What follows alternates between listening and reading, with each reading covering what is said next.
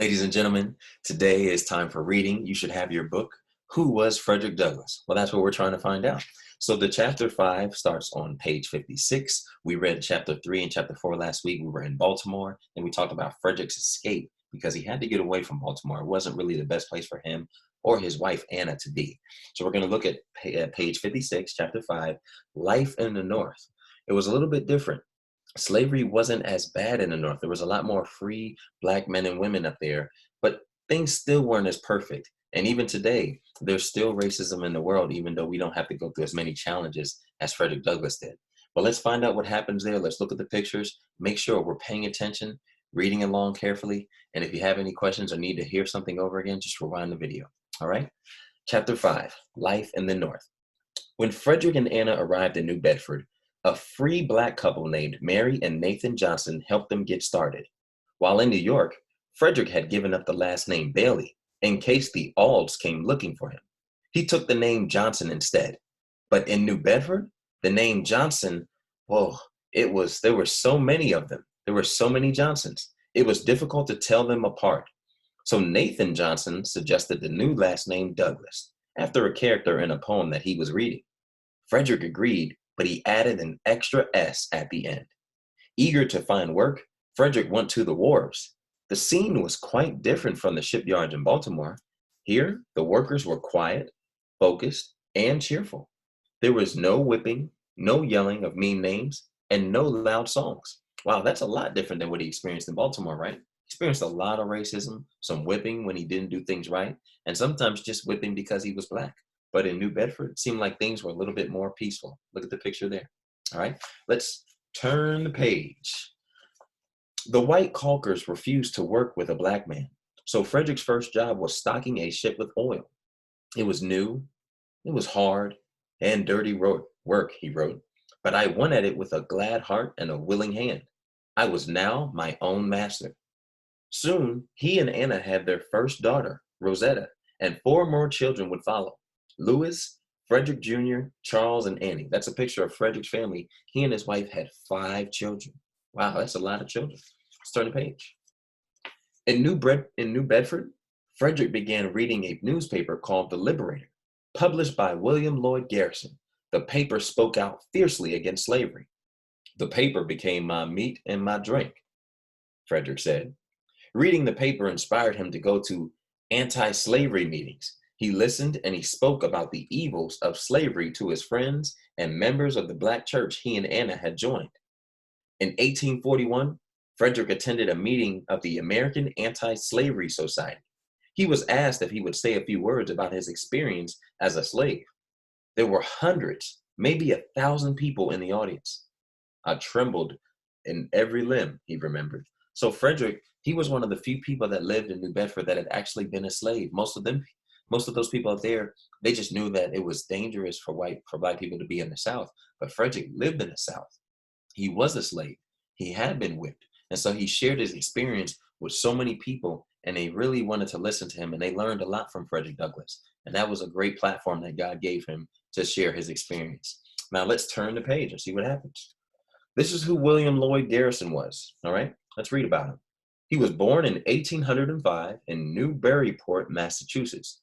William Lloyd Garrison was one of the most passionate and famous leaders of the anti-slavery movement. In 1831, he began publishing The Liberator, which was a weekly newspaper in the first edition.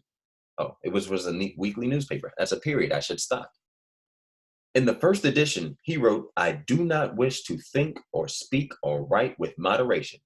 I am in earnest. I will not equivocate. I will not excuse. I will not retreat a single inch, and I will be heard. Well, he meant business, didn't he? Garrison published the paper for 35 years, never missing an issue. Garrison did not believe in violence to achieve his goals. Instead, he relied on writing and speaking out about the evils of slavery to persuade Americans to end the practice.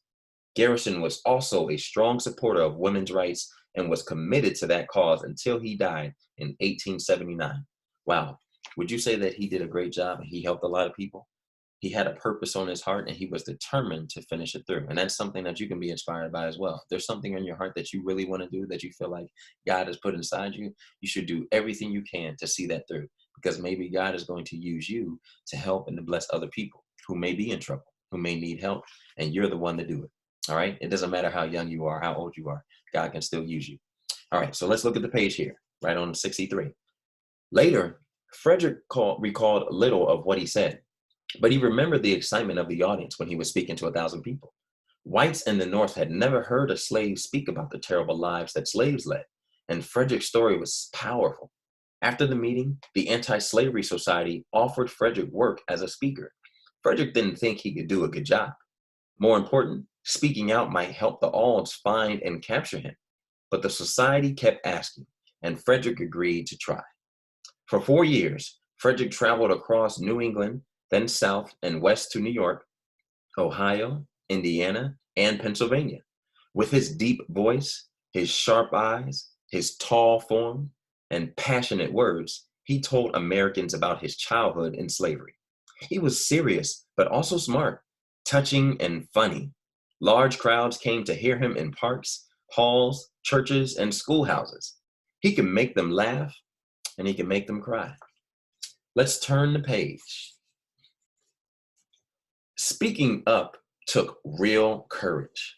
What did that say? I'm going to say it again. It said, speaking up took real courage. Some didn't welcome his message. They yelled insults and they threw bricks, rotten eggs, or vegetables at him.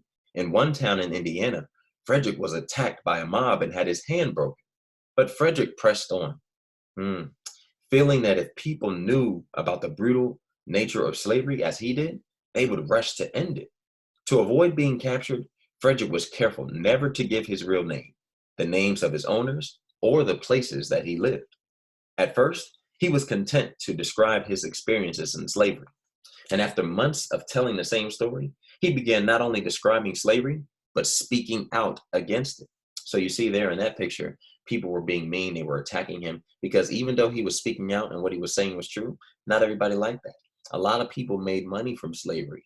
And if he were to speak out and slavery were to stop, some people would not be happy and it would affect them. But it was wrong. And Frederick had to do what he had to do. He fought through it.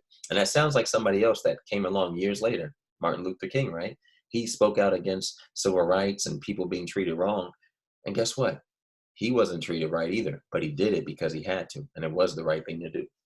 All right. Frederick also talked about the poor treatment of blacks in the North.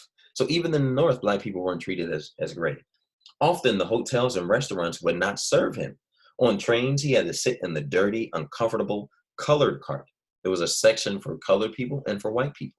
And colored is what they called black people. They didn't call them black. They called them colored, or they said other bad names about them. Once, Frederick paid for a first-class ticket and refused to leave the whites-only section. The conductor called several brakemen to remove him, but Frederick held tight to his seat. It took 6 men to throw him off the train, seat and all.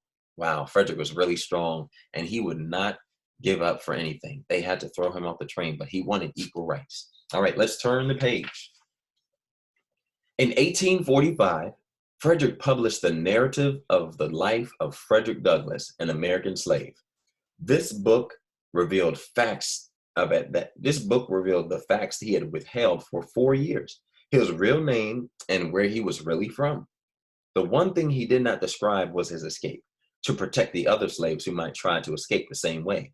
Narrative, which was the name of the book, was an instant bestseller. It was especially popular in the North and steered more people to the anti-slavery cause. But Frederick was now in even more danger. Though he had many powerful friends who would protect him, that didn't mean a slave catcher couldn't trap him and spirit him away. Wow, that was a lot of action in that chapter, wasn't it? Frederick got to Newberry, he got a new job, but then while he was working, he would go to meetings, and at the meeting, sometimes he would speak or be asked to speak because he had a lot of experience in being a slave. And him speaking out gave him an opportunity to go and help and speak to so many more people. So he got a higher platform because he did what he was called to do. Even though this isn't a Bible lesson, there's a lesson in that. When you're called to do something, as Mr. Hunter has been called to teach, you've been called to do something, there's something in your mind or in your heart that you want to do, and you're like, I know this is what I want to do when I get older. When God calls you to do something and you follow it, he will make a way for you no matter the obstacles. There may be people that don't want you to do it. You may feel like it's hard to accomplish at times. You may not always feel happy about doing it, but you know, I'm meant to be in the basketball. I'm meant to be a basketball player. I'm meant to be an artist. I want to be a doctor. I want to work with animals. Whatever it is that you feel like it is you want to do that God has put on your heart. When you trust him, when you put him first, he will give you friends. He will give you opportunities. He will open doors that will allow you to accomplish your goals, but also whatever it is for his will. So I just want to encourage you guys. We can make a big impact, just like Frederick Douglass is doing. But we don't know the end of the story, because next, when we read, we're going to go to chapter 6. Chapter 6 is called the North Star. So I want you to take a bookmark or a pencil, put it there, and hold it in that book. And we're going to be back tomorrow with more Frederick Douglass.